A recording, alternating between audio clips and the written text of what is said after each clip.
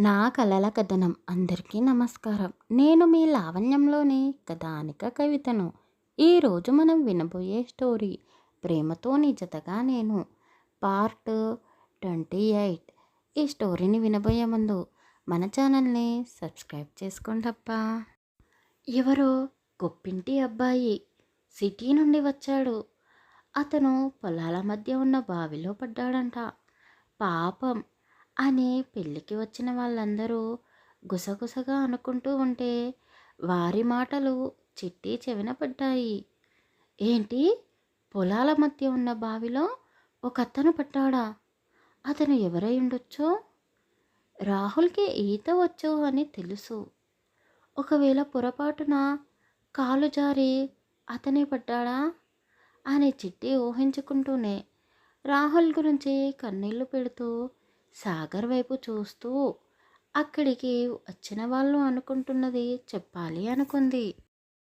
సాత్విక కూడా వారి మాటలు విని చిట్టిపై కోపాన్ని పెంచుకుంటూ ఆమె దగ్గరికి వచ్చి రాహుల్ గురించి గుచ్చి గుచ్చి అడుగుతూ ఉంది. ఆమె అలా అడుగుతూ ఉంటే చిట్టికి ఏం చెప్పాలో తెలియక కన్నీళ్లు పెట్టుకుంటూ ఉంది. ఎందుకే ఏడుస్తున్నావు? ఆ బావిలో పడింది మా బావనేనా? నువ్వే ఏదో చేసినట్టున్నావు. నీకు మా బావంటే ముందు నుంచే ఇష్టం లేదు కదా. రాత్రి నీతో సరదాగా గడపాలని నిన్ను బయటకు తీసుకొని వెళ్ళినాడు. కానీ నువ్వు దానికి ఒప్పుకోక మా బావని ఏదో చేసినట్టున్నావు. నిజం చెప్పు అని సాత్విక గట్టిగా అరుస్తూ ఉంటే వాళ్ళ చుట్టూ కొంతమంది జమకూడారు. చిట్టి ఎంతకూ నోరు తెరవకపోవడంతో సాత్విక ఆమెపై చెయ్యి లేపింది. అక్కడ ఏం జరుగుతుందో చిట్టికి అర్థం కావడం లేదు. రాహుల్ మాత్రమే ఆమె కళ్ళ ముందు కదలాడుతూ ఉన్నాడు. నిజమే, రాహుల్ని నేను చాలా బాధ పెట్టాను. నా మాటలతోనే అతని మనసు విరిచేశాను. రాహుల్, ఎక్కడ ఉన్నావు? ఒక్కసారి నా కళ్ళ ముందుకి రావా అని మనసులోనే అనుకుంటూ ఉంది. సాత్విక చిట్టిని కొట్టబోతూ ఉంటే ఒక చెయ్యి ఆమెను ఆపేసింది. సాత్విక, ఏం చేస్తున్నావు? చిట్టిని ఎందుకు కొడుతున్నావు అని గంభీరంగా అడిగిన అతని గొంతు విని అందరూ ఆశ్చర్యపోయారు. రాహుల్ బాబు, మీరేనా? మీకు ఏదో జరిగింది అని ఈ అమ్మాయి చిట్టమ్మను కొట్టబోయింది. మీకు ఏమీ కాలేదు కదా అని అక్కడ ఉన్న వాళ్ళందరూ అడిగారు. నాకేమైంది? నేను బాగానే ఉన్నాను. మీరందరూ ఎందుకు అంత కంగారు పడుతున్నారు? ఓహో, ఆ బావిలో పడింది నేను అనుకుంటున్నారా? కాదు, అయినా నాకు స్విమ్మింగ్ చేయడం వచ్చు. మీరందరూ అనవసరంగా కంగారు పడ్డారు. మీ కంగారును పక్కన బట్టి కొత్త జంటని ఆశీర్వదించండి అని అతను చెప్పగానే వాళ్ళందరూ చిట్టి భుజంపై తడుతూ, భయపడకు, నీ భర్తకి ఏమీ కాలేదు. పిచ్చి పిల్ల, అతనికి ఏదో జరిగిందని ఎలా భయపడుతుందో చూడు అని అనుకుంటూ అక్కడి నుండి వాళ్ళందరూ పెళ్లి మండపం వద్దకు వెళ్ళారు. వాళ్ళందరూ వెళ్ళిపోగానే రాహుల్ సాత్విక వైపు కోపంగా చూస్తూ, సాత్విక, ఏం చేయబోయావు? అందరి ముందు చిట్టిని అవమానించాలి అని చూస్తున్నావా? అయినా చిట్టి నా భార్య, నేను ఆమెకు భర్తని. నన్నెందుకు చంపాలని చూస్తుంది? నీ పిచ్చి పిచ్చి ఆలోచనలతో అందరికీ కంగారు పుట్టించావు. చిట్టికి సారీ చెప్పు అని అతను అనగానే సాత్విక చిట్టి వైపు రాహుల్ వైపు చూస్తూ, బావా, పొద్దున్నుండి నీ గురించి అడుగుతున్నా, ఆమె ఎందుకని నోరు తెరవడం లేదు? నువ్వు కనిపించకపోయేసరికి నేను ఏమనుకోవాలి అని సాత్విక అడిగింది. సాత్విక, ఎవరికి నా గురించి ఆలోచించే అవసరం లేదు. నువ్వు నీ పనేంటో నువ్వే చూసుకో. నేను నానమ్మను తీసుకురావడానికి వెళ్ళాను. ఆమె ప్రియా సాగర్ల పెళ్ళి చూడాలి అనుకుంది. నా ఫోన్ స్విచ్ ఆఫ్ అయింది. అందుకే ఎవరికీ ఫోన్ చేయలేను అని అతను చెప్పగానే, ఏంటి, అమ్మమ్మ గారు వచ్చారా? నేను వెంటనే ఆవిడను చూడాలి. మామయ్య పరిస్థితి ఎలా ఉందో తెలుసుకోవాలి అంటూ సాత్విక అక్కడి నుండి చిట్టికి సారీ చెప్పకుండా తెలివిగా తప్పించుకుంది. పెద్ద పెద్ద కళ్ళలో కన్నీళ్లను నింపుకొని రాహుల్ని చూస్తూ అది అది నేను స స అని ముక్కలు ముక్కలుగా మోగబోయిన గొంతుతో సారీ చెప్పాలి అనుకుంది. కానీ అతను ఆమె చెప్పేది వినిపించుకోకుండా కనీసం ఆమె వైపు కూడా చూడకుండా అక్కడి నుండి సాగర్ పెళ్ళికి వచ్చిన ఫ్రెండ్స్ వద్దకు వెళ్ళాడు. అతను అలా వెళ్ళగానే చిట్టికి చాలా ఏడుపు వచ్చింది. అతనికి నిజంగానే ఏదో జరిగింది అని భయపడ్డ ఆమె కొద్దిసేపు తనివి తీరా ఏడ్చి పెళ్లి కూతురు ప్రియా వద్దకు వెళ్ళింది. ఆమెతో కొద్దిసేపు ఉన్న తర్వాత గుర్తుకు వచ్చింది రాహుల్ వాళ్ళ నానమ్మ వచ్చింది అన్న సంగతి. వెంటనే పెళ్లి మండపంలో నుంచి బయటికి వచ్చి రాహుల్ వాళ్ళ నానమ్మ లక్ష్మమ్మ గారి వద్దకు వెళ్ళింది. ఇద్దరూ కొద్దిసేపు కబుర్లు చెప్పుకున్న తర్వాత చిట్టి ఆమెను తీసుకొని భోజనశాల వైపుకు వెళ్ళింది. రాహుల్ కూడా అక్కడ వడ్డిస్తూ కనిపించడంతో చిట్టి లక్ష్మమ్మ గారిని ఒక టేబుల్ వద్ద కూర్చోబెట్టి ఆమె కోసం భోజనం తీసుకురావడానికి వెళ్ళింది.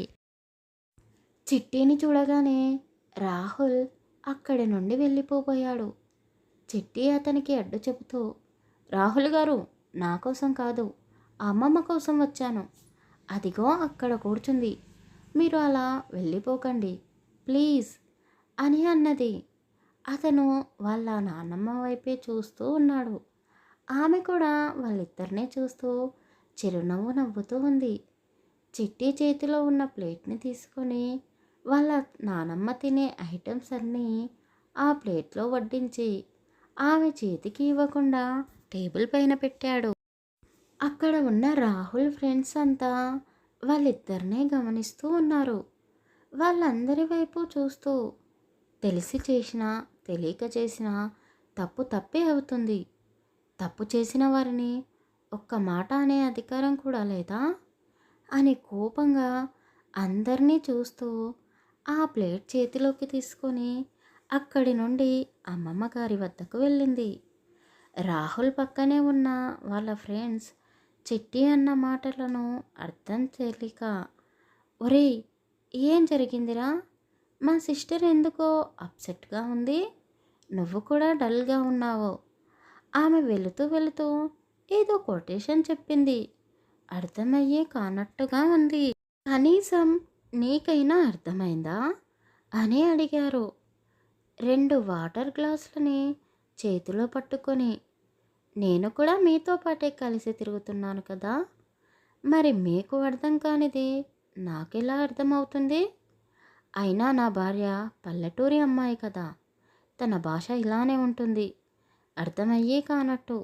అదేమీ మీరు పట్టించుకోకండి, నేను నానమ్మకు వాటర్ ఇచ్చి వస్తాను అంటూ రాహుల్ కూడా లక్ష్మమ్మ గారి వద్దకు వెళ్ళాడు. ఆమె ప్రేమగా చిట్టికి కూడా ముద్దలు పెడుతూ ఉంటే చిట్టి ఎంతో ఇష్టంగా తింటూనే ఆమె చిన్ననాటి జ్ఞాపకాలన్నీ తనతో చెబుతూ ఉంది. వాళ్ళిద్దరినీ అలా చూసి రాహుల్ ఆశ్చర్యపోయాడు. నువ్వేమిటి, నాకైతే అస్సలు అర్థం కావు, ఇప్పుడే చిరాకు పడ్డావు, అంతలోనే నానమ్మతో కలిసిపోయావు, పోనీలే కనీసం తనతోనైనా నవ్వుతూ మాట్లాడుతున్నావు అని వాళ్ళిద్దరినీ చూస్తూ మనస్సులోనే అనుకుంటూ ఉన్నాడు. ఏమైందిరా, అక్కడే ఆగిపోయావు, ఎందుకు, నీకు 2 ముద్దలు పెట్టనా అని రాహుల్ని అడిగింది ఆమె. నేనేమైనా చిన్నపిల్లాడిని అనుకుంటున్నావా నానమ్మ, నాకు తినడం వచ్చు, ఎవరో తినిపించే అవసరం లేదు, ఇదిగో మీకోసం వాటర్ తీసుకొని వచ్చాను అంటూ వాటర్ గ్లాసులని పక్కన పెట్టేసి అతను చిట్టి తినిపించింది గుర్తు చేసుకుంటూ ఉన్నాడు. లక్ష్మమ్మ గారు చిట్టి ఇద్దరూ నవ్వుతూ కనిపించడంతో సుభద్రమ్మ గారు సంతోషిస్తూ వాళ్ళ వద్దకు వెళ్ళి, వదిన గారు, నా మనవరాలిని మీ సొంత మనవరాలిలా చూస్తున్నందుకు నాకు చాలా సంతోషంగా ఉంది. మొదట ఇది పెళ్ళే వద్దు అంది. కానీ రాహుల్ బాబుని చూడగానే పెళ్ళికి ఒప్పుకుంది. సిటీలో ఎలా ఉంటుందో అనుకున్నాము, కానీ మమ్మల్ని కూడా మర్చిపోయేంత ప్రేమ మీరందరూ దానికి ఇస్తున్నారు. ఇక తన జీవితం ఎప్పుడూ సంతోషంగానే ఉంటుంది. చిట్టి, నీ గురించి ఇప్పుడు నాకు ఎలాంటి దిగులు లేదు అని సుభద్ర సంతోషిస్తూ అన్నది. ఎలాంటి ఆటంకము లేకుండా పెళ్ళి అంగరంగ వైభవంగా జరిగిపోయింది. వచ్చిన బంధువులు కూడా వెళ్ళిపోయారు. కొత్త దంపతులు కూడా భోజనాలు చేసి రెస్ట్ తీసుకుంటూ ఉన్నారు. అప్పటికే కాస్త సాయంత్రం కావడంతో అందరూ ఒకే చోట కూర్చొని పెళ్లిలో జరిగిన అల్లరిని గుర్తు చేసుకుంటూ నవ్వుకుంటూ ఉన్నారు. అందరూ ఒకే చోట ఉండడంతో రాహుల్ వాళ్ళ వద్దకు వచ్చాడు. తాతయ్య గారు, ఇక మేము ఇంటికి బయలుదేరుతాము. అక్కడ తాతయ్య, నాన్నగారు మాత్రమే ఉన్నారు. నాన్నని చూసుకోవడానికి తాతయ్య వల్ల కాదు. అది కాక రేపటి నుండి నేను ఆఫీస్కి వెళ్ళాలి. చాలా వర్క్ పెండింగ్లో ఉంది. కుర్చీలో కూర్చున్న రాఘవయ్య గారు పైకి లేచి రాహుల్ భుజం చుట్టూ చేతులు వేసి, రాహుల్ బాబు, నీ భుజాలపై చాలా బరువు బాధ్యతలు ఉన్నాయి, మాకు తెలుసు. కానీ మన ఇంట్లో పెళ్ళి అనగానే నువ్వు ముందుగానే వచ్చి అన్ని పనులు దగ్గరుండి చూసుకున్నావు. నాకు చాలా సంతోషంగా ఉంది. ఇంకా నిన్ను ఇక్కడే ఉండమని ఇబ్బంది పెట్టలేము. నీ బాధ్యతలు కూడా చూసుకోవాలి కదా అని అతను అన్నాడు. ఏయ్ చెట్టి, వింటున్నావు కదా రాహుల్ బాబు ఏమన్నాడు? వెళ్ళి నీ బట్టలు సర్దుకో అని సుభద్రమ్మ గారు అందరి ముందు అనగానే చెట్టి కోపంగా చూస్తూ, నానమ్మ, నాకు వెళ్ళాలని లేదు. ఇక్కడే ఉంటాను, మీతో పాటే ఉంటాను. మీ అందరూ అతన్ని పొగిడేస్తూ ఉన్నారు, కానీ పైకి కనిపించేంత మంచివాడు కాదు అని చిట్టి నోరు జారి అందరి ముందు అనగానే అక్కడ ఉన్న వాళ్ళందరూ చిట్టిని ఆశ్చర్యంగా చూస్తూ, ఏయ్, ఏం వాగుతున్నావే? రాహుల్ బాబు ఏం చేశాడు అలా మాట్లాడుతున్నావు అని సుభద్రమ్మ గారు కాస్త గట్టిగా అడిగింది. చిట్టి రాహుల్ వైపు, వాళ్ళ నానమ్మ వైపు చూస్తూ ఉంది. అందరూ ఏం చెబుతుందో అన్నట్టుగా చిట్టి వైపే చూస్తూ ఉన్నారు. వామ్మో, ఇప్పుడు అందరి ముందు రాత్రి జరిగింది చెప్పేస్తుందా ఏంటి అని రాహుల్ కూడా మనసులోనే అనుకుంటూ ఉన్నాడు. ఆ తర్వాత ఏం జరగబోతుంది తర్వాయి భాగంలో తెలుసుకుందాం. కథ నచ్చితే లైక్ చేసి కామెంట్ చేసి మన ఛానల్ని సబ్స్క్రైబ్ చేసుకోండి అబ్బా.